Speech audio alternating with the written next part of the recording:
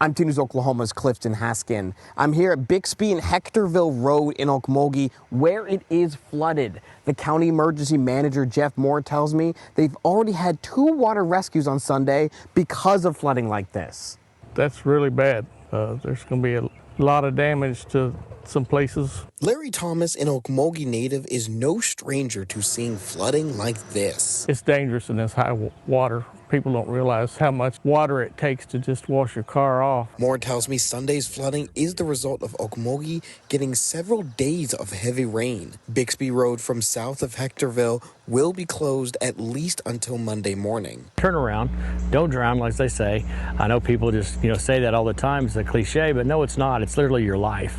Turn around, it's not worth it. Moore says north of Highway 266 and Arbika Road is closed as well. They also posted these pictures showing multiple cars stuck in floodwater. It's really something with all the rain that keeps on coming too. It's too dangerous. It's not worth your life. Moore tells me anyone driving around barricades could be fined up to $1,000 and receive possible jail time if the person is driving with a child. Hope and pray for the people's safety and hope they know not to drive off into the swift running water. In Okmulgee, Clifton Haskin, 2 News Oklahoma.